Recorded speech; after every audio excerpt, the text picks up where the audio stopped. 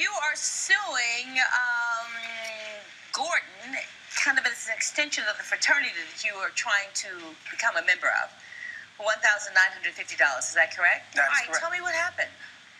Well, basically, I was promised that I would be in the fraternity if I had done all that was asked. I did all that was asked, and I was still denied access to the fraternity, as well as he made a move on my girlfriend. And is this your girlfriend in court today? Yes, it is. So, Gordon, he is pledging the fraternity. He was. He was. And what happened? Long story short, he pledged the whole semester. It came down to the last week. We had our bi-semester social, and he ended up punching me in the face. Oh, my, that's not good. So there obviously is a backstory to all of this. So why don't you start at the top of when you started pledging? Tell me what happened. Okay, so I was told once again that I would be in if I did all that was asked. I basically, let him swipe my meal card. I'd let him use my car. There was actually moments where, I was kind of like stranded, but I, still let him use my car because, I'm trying to get into the fraternity.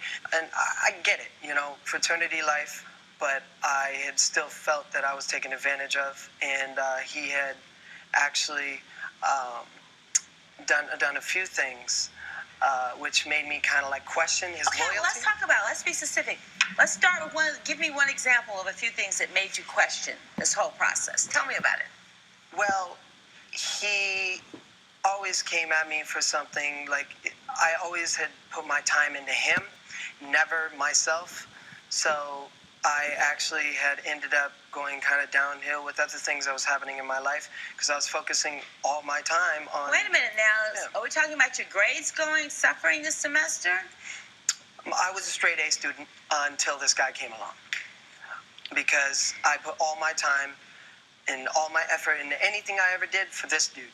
So is this typical, though, that you get your pledgees meal cards and you use their cars? That seems like above what pledging usually should be.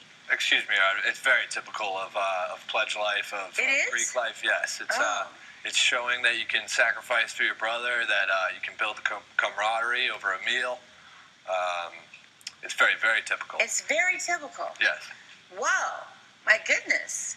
And this goes on for a whole semester? Whole semester, all so voluntary. So what kind of things did you ask him to do? Just borrow his car, swipe a few meals on his meal card. Nothing out of the ordinary, but... Nothing out of the ordinary? No. Now, did you do that with all the other pledgees, all the other guys who were trying to pledge, or just Bill? No, that's typical for all the pledges. So an upperclassman gets a pledge, and you kind of take them under your wing, and you kind of groom them. You kind of so build them Bill was assigned to you? Yes. Okay, so it's not like you were responsible for a whole bunch of guys pledging. Bill was assigned to you? Yes. And, all right, so now he's under, quote-unquote, your wing. And, Amanda, you are here, and you are dating Bill, right? And so what did you say about this whole decision to pledge? Well, Your Honor, from the start, I was unsure of what would happen, but I know that it really meant a lot to Bill. This was his grandfather's fraternity, and I wanted to be there and respect any of his decisions. But it became clear over the course of the semester that Gordon was just using him. He wasn't giving him anything in return. He didn't respect Bill as a person. He took and took. So tell me, give me some examples. Like when Bill needed his car to go study on campus, Gordon would force him to give it over and threaten him that if he didn't hand over his car and give in to all of the demands, he might not make it into the fraternity. Is that true? I wouldn't say threaten, Your Honor. That's a pretty strong word. So, but if he didn't give you the car, is it likely that he wouldn't make the fraternity? That's not so. We try to teach the pledges lessons in life. So it's the lesson of sacrifice, the lesson of trying to figure it out. Trying to make it work for yourself. Well. Coming up on The Verdict with Judge Hatchett. How did he approach you? He stumbled forward drunkenly, smiling like an idiot. And later. But there was a catch. What was the catch? The credit card was only supposed to be used for household supplies. Anything involving the apartment, you do remember, you just don't want to remember. Closed captioning provided by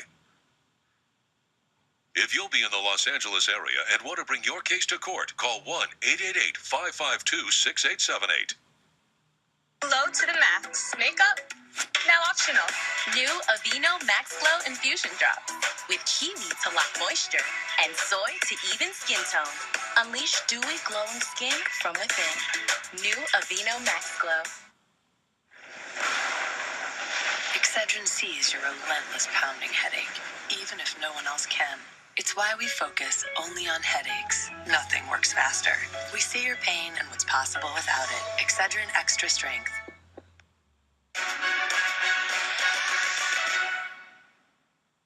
Best Fiends. Collect JoJo and tons of other cute characters. Solve thousands of fun puzzles. Download Best Fiends for free today. That's friends without the R. Best Fiends. Jimmy's gotten used to his whole room smelling like sweaty odors. Yep, he's gone nose blind. He thinks it smells fine, but his mom smells this. Luckily for all your hard-to-wash fabrics, there's Febreze Fabric Refresher. Febreze doesn't just mask, it eliminates odors you've gone nose blind to. And try Febreze Unstoppables for fabric. With up to twice the fresh scent power, you'll want to try it again, and maybe just one more time. Indulge in irresistible freshness. Febreze Unstoppables. Breathe happy. Brushing only reaches 25% of your mouth. Listerine cleans virtually 100%, helping to prevent gum disease and bad breath. Never settle for 25%. Always go for 100.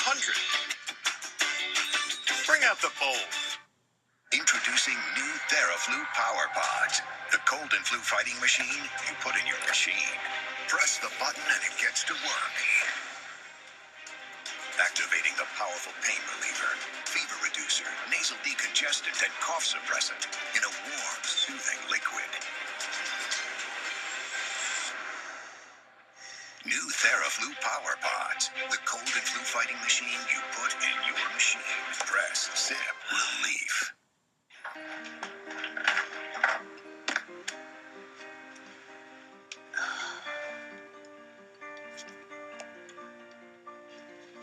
Oh, my mama, she gave me these feather breaths.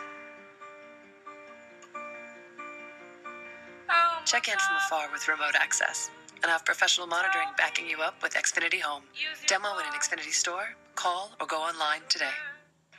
You're watching The Verdict with Judge Hatchett. The Verdict with Judge Hatchett is back with the case of Bill Wesley, who is suing Gordon Navin for breach of contract. Bill, what happened? Why didn't you become a member of the fraternity? Tell me.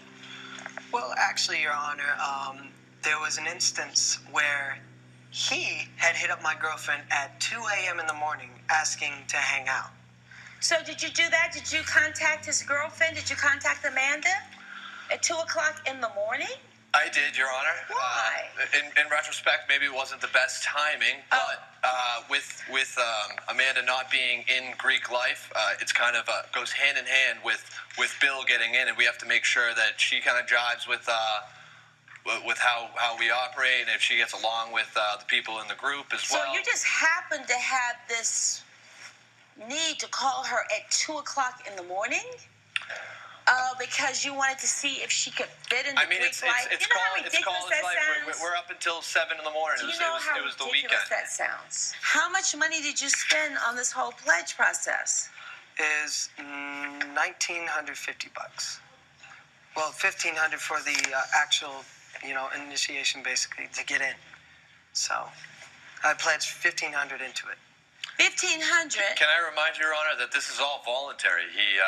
He decided to do this on I get it. So did you have this $1,500 to do this? I actually didn't really have any money. That was literally all the money I had, and I was putting it into the fraternity because I wanted to follow my grandfather's footsteps. He passed away, and it just felt like something I feel like he would be proud of me for doing. Stepping up and getting into it. So what happened that ultimately made it not okay for you to be in the fraternity? What happened? Okay, first of all, this guy, of course, I get it. He parties and stuff. That's fine. But he had my grandfather's suit. And Wait. Hold it. Back up. How did he get your grandfather's suit? once again, in the fraternity, you do what is asked of you to be able to get in. So, he asked, he wanted my grandfather's suit. He actually was packing, this is last year, whatever. Yeah, why didn't he have his own suit? Why don't you have your own suit? I was graduating in a week. I had already my apartment all packed up, and So you needed a suit. So you let him use the suit, and what happened? Well, long story short, I had walked into the party, and, I was with my girlfriend. We came in, and we were hanging together. And I told her, you know what, I'm going to go get us some drinks, da-da-da. Everyone's having a good time. Okay. I see, Gordon over here, and he actually was super drunk, and I saw him make a move on my girl. Did you make a move on Amanda? the only move I made was to bust one. I was boogieing down. I was dancing. Bust what? I was pretty. I was inebriated, but not beyond belief. We're in a college atmosphere, and I tripped on the rug and ended up falling over and that's what you think. Amanda, what happened? Your Honor, I was there at this party specifically to support Bill. So when Gordon approached me, I was trying to just be polite for his sake. I So when smiled. he approached you, how did he approach you? He stumbled forward drunkenly, smiling like an idiot, so I tried to smile back, and he leaned in, eyes closed, leaning forward to try and kiss me, so I stepped out of the way. He fell down and ripped the pants on Bill's grandfather's suit. I liked to dance. I was cutting a rug and then ended up tripping over it, and I ended up next to Amanda, and that's just... You like to make moves on people's girlfriends. Held resentment against me this whole semester for doing things that every other pledge has done. So then it finally boiled up, and then he punched me in the face to get me back. How did he end up getting punched? So basically, I saw he was trying to make a move, and when he fell to the ground, my girl stepped out the way, and I punched him because, I mean, in my defense, I felt that was justified. Now, it could have gone a different way, but he became extremely violent. If there weren't other people watching, he wouldn't have stopped. I was the one that pulled you two apart. It was one punch. So because of this punch, don't play that. He didn't get to be in the fraternity. It's clear. It states clearly in the rules that if you hit an active member, it's just too much, and it just wasn't for Bill. And that's another reason. His grades started dropping. He was getting into arguments with the other pledges. What? And then to top it all off, punches me in the face. So he had his whole semester. He was right on the line. I was going to give him that extra bump to get him in, talk to the other brothers, and then he goes and punches me in the face at the social. Why shouldn't the fraternity give him the money back? Because if we gave the money back to all pledges that didn't make it, we would be a pretty poor fraternity. Yeah, you probably would. Come on, is it really worth it to have gone through this hell and to have him as a brother? A man who texts your girlfriend at 2 a.m. telling her, hey, what's up? It was all a part of the process. Oh, it's not a part of the process. Gordon, don't stand here and tell me that's part of the process. You're a liar. And you're abusive. And you are a jerk on top of it. And you know what? I wasn't going to give him the money back, but now I am. Judgment for the plaintiff in the amount of $1,950. Get out of my courtroom. Judge Hatchett has ruled in favor of the plaintiff. The defendant has been ordered to pay $1,950. The judge is right. This isn't brotherhood. You know what? After looking back at it, I'm sorry I took advantage of it. I wish you the best of luck in the future.